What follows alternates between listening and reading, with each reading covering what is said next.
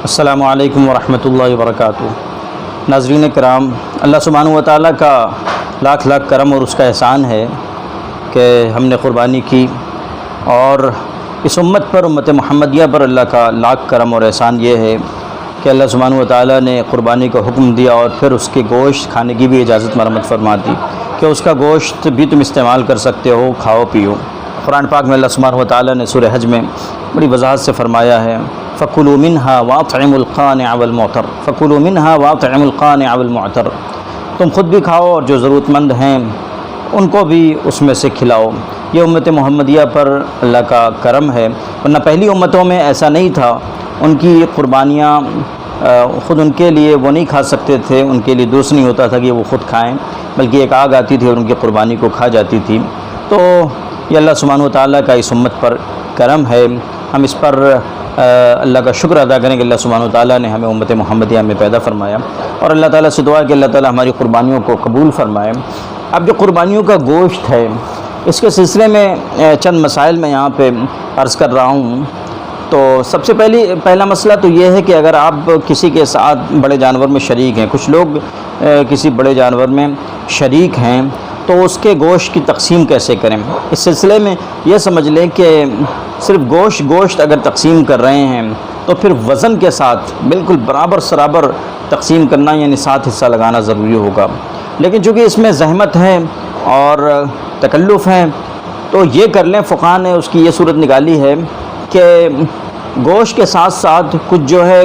وہ چیزیں جو گوشت کی جنس سے نہیں ہیں، مثلا دل، گردہ، سری، پایا اور اوجھڑی وغیرہ، اس طرح کی چیزیں جو ہیں وہ ہر حصے میں تھوڑی تھوڑی رکھ دی جائیں، شامل کر دی جائیں، جیسا کہ معمول بھی ہوتا ہے۔ تو پھر گوشت کی کمی زیادتی کوئی معنی نہیں ہوگی اور گوشت کی کمی زیادتی کا کوئی فرق نہیں پڑے گا، ورنہ گوشت کی کمی زیادتی جو ہے سود ہو جاتی ہے۔ اگر یہ چیزیں نہ شامل کریں، صرف گوشت کی تقسیم ہو، تو گوشت کی تقسیم کے ساتھ ساتھ سری پایا ہے، کلیجی ہے، گردہ ہے، دل ہے، اوجھڑی ہے، یہ تمام چیزیں بھی سب حصوں میں اگر تھوڑی تھوڑی رکھ دی گئی ہیں تو پھر گوشت کی تقسیم کمی بیشی کے ساتھ بھی ہو سکتی، کسی حصے میں کم گوشت آ جائے، کسی میں زیادہ گوشت آ جائے، تو پھر کوئی حرج نہیں ہے، درست ہوگا۔ تو ایک مسئلہ تو یہ ہے کہ گوشت کی تقسیم کا یہ مسئلہ یاد کر لیں کہ وہ تھوڑا سا یہ چیزیں بھی جو گوشت کی جنس سے نہیں ہیں وہ بھی ہر حصے میں 7 حصے بنا رہے ہیں تو ان میں یہ چیزیں بھی شامل کر دیں۔ پھر مسئلہ یہ ہے کہ گوشت آ گیا گھر میں، اب اس میں سے خود کھائے، پورا گوشت خود بھی کھا سکتا ہے، اگر اس کی فیملی بڑی ہے، کھانے والے بہت ہیں تو پورا گوشت خود بھی استعمال کر سکتا ہے بلا کراہت، کوئی کراہت نہیں ہے۔ لیکن اگر گوشت زیادہ ہے اور اس کی ضروریات سے زائد ہے اور وہ کسی کو دینا چاہے تو بہتر ہے غریبوں کو دے، جو ضرورت مند ہے، جن کے یہاں قربانی نہیں ہوئی ہے ان کو دے دے، اس میں سے جتنا ممکن ہے وہ کسی غریب کو دے دے، اپنے رشتہ داروں کو کھلائے، پڑوس میں گوشت کو بھیجے۔ تو 3 حصے لگانا یہ کہا جاتا ہے، تو یہ اس صورت میں جب کہ